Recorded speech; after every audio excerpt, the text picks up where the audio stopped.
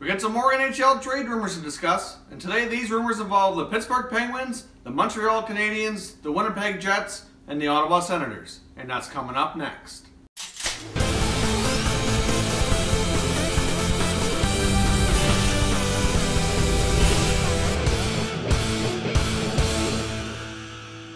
Hey everyone, and welcome back to another video here at Top Shelf Hockey. If you're new to the channel, thanks for stopping by. We review and analyze all 31 NHL teams with an unbiased opinion. So if you love hockey, hit that subscribe button now so you don't miss anything. Alright, let's discuss the latest NHL trade rumors. Now in case you're not aware of this, there is an NHL roster freeze between December the 19th to the 26th. So some of these deals may or may not happen before that deadline. Otherwise, we'll be looking into after Christmas or into the new year before many more deals get completed.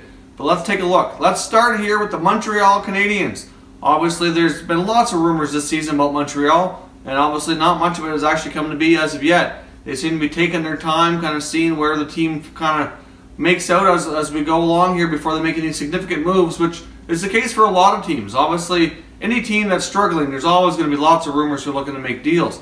Now, we've heard rumors all season regarding Alex Galchenyuk, Max Pacioretty. So far, nothing big with the Habs has happened. And the latest rumor was just around Thomas Plekanec. Obviously, as we all know, he's been a Hab for a long time. His contract is soon coming to an end. And if the Habs end up in a situation where they aren't going to be making the playoffs, which as it stands right now, that's how things look, it wouldn't be a complete shocker to see him be moved. Obviously, he'd be a prime rental player to a team looking to add some depth for the playoffs.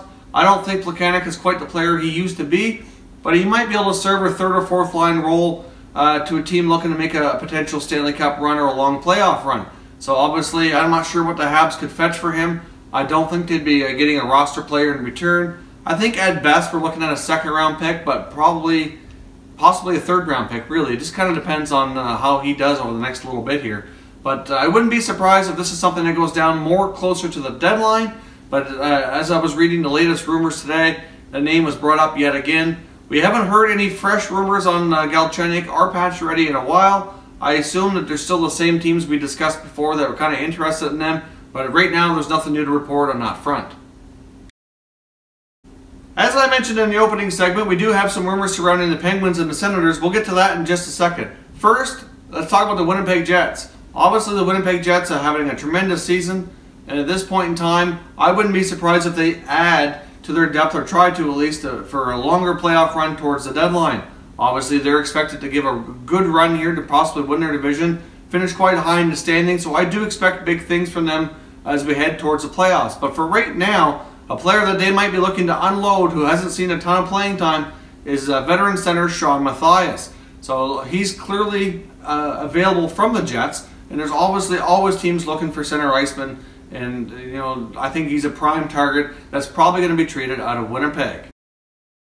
Alright, let's discuss the Pittsburgh Penguins. As we've discussed on this channel a few times, the Pittsburgh Penguins certainly could use some help at forward, primarily at center, but you never know, they may opt to go after a scoring winger.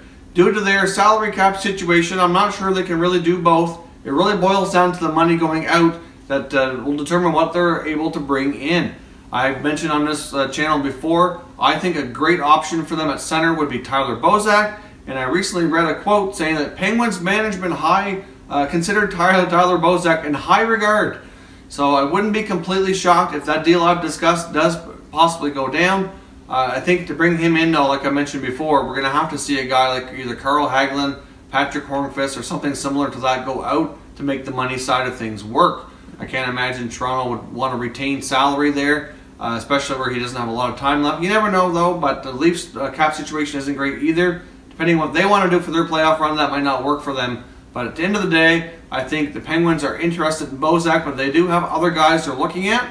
As I also mentioned the other day, they might be taking a long, hard look at Evander Kane. A little bit more money has to go out to bring him in, but I think he'd be a great fit alongside either Crosby or Malkin to help boost the scoring, which has been one of their major issues this year. Now, a couple other players that they could opt to go with or try to obtain to kind of solidify that bottom six. There has been speculation that they may be talking to Minnesota to bring back Matt Cullen.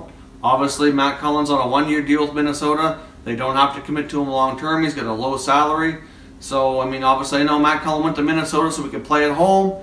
work a little bit better for his family, but you never know. He may be willing to come back to Pittsburgh just for a short run at another chance at yet another Stanley Cup. So that could happen. I've also heard the name of Carl Soderberg out of Colorado. Obviously, he's been a fairly big underachiever for the last year or two with the Avalanche, as most of the team has been.